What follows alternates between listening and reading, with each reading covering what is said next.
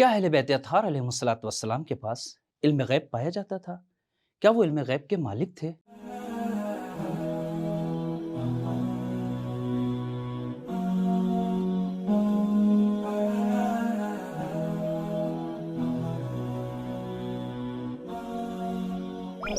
شیعہ عقیدہ، اعتراض اور جواب۔ بسم اللہ الرحمن الرحیم۔ کیا اہل بیت اطہار علیہ الصلوۃ والسلام کے پاس علم غیب موجود تھا؟ وہ علم غیب سے استفادہ کرتے تھے؟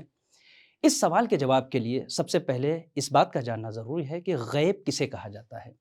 غیب اس چیز کو کہا جاتا ہے کہ جو انسان کی نگاہوں سے پوشیدہ ہو اور دور ہو، جسے انسان نہ دیکھ سکے۔ اسی کے مقابلے میں شہادت یا شہود آتا ہے جسے انسان کی نگاہیں بآسانی دیکھ سکیں۔ اگر قرآن مجید کی آیتوں کا مطالعہ کیا جائے، بغور اسے دیکھا جائے، تو قرآن مجید میں دو قسم کی آیات پروردگار عالم نے رکھی ہیں۔ کچھ وہ آیات ہیں جو اس بات کی طرف اشارہ کرتی ہیں کہ علم غیب صرف اور صرف ذات پروردگار کے پاس ہے اور کوئی علم غیب کا مالک نہیں ہے۔ انما الغیب للہ، غیب اللہ کے لیے ہے۔ اس قسم کی مختلف آیتیں پائی جاتی ہیں جو اس بات کی طرف اشارہ کرتے ہیں کہ علم غیب صرف پروردگار کے لیے ہے۔ لیکن جو دوسری قسم کی آیات ہیں وہ بتاتی ہیں کہ علم غیب پروردگار کے لیے ہے، لیکن اللہ جسے چاہتا ہے علم غیب سے نواز دیتا ہے۔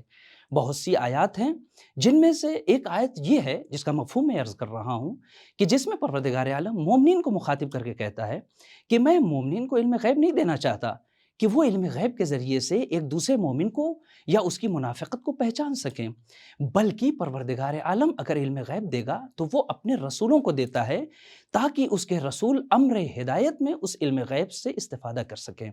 تو دو قسم کی روایتیں ہو گئیں، کچھ وہ ہوئیں جس میں یہ بیان کیا گیا ہے کہ علم غیب پروردگار کے لیے ہے، وہ آیتیں جس میں یہ بیان کیا گیا ہے کہ خداوند عالم اپنے رسولوں کو علم غیب دے سکتا ہے اور دیتا ہے۔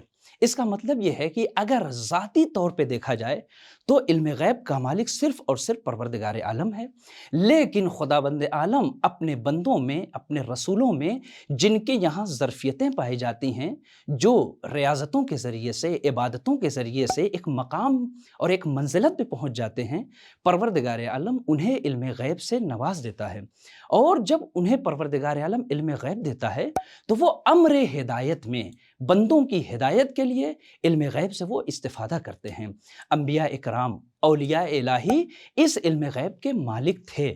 اسی طریقے سے اگر آپ دیکھیے تو اہل بیت اطہار علیہ الصلوۃ والسلام بھی چونکہ انبیاء کے جانشین ہیں، نہ صرف انبیاء کے بلکہ فخر انبیاء کے جانشین ہیں اہل بیت اطہار علیہ الصلوۃ والسلام۔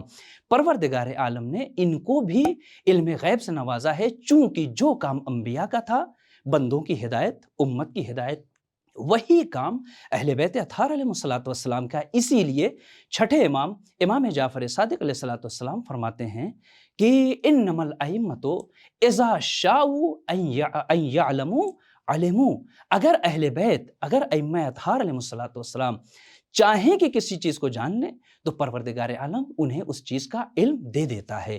اس کا مطلب یہ ہوا کہ علم پروردگار، علم غیب الہی وہ ذاتی ہے، لیکن وہی پروردگار عالم اپنے خاص بندوں کو علم غیب سے نواز دیتا ہے۔ والسلام علیکم ورحمۃ اللہ وبرکاتہ۔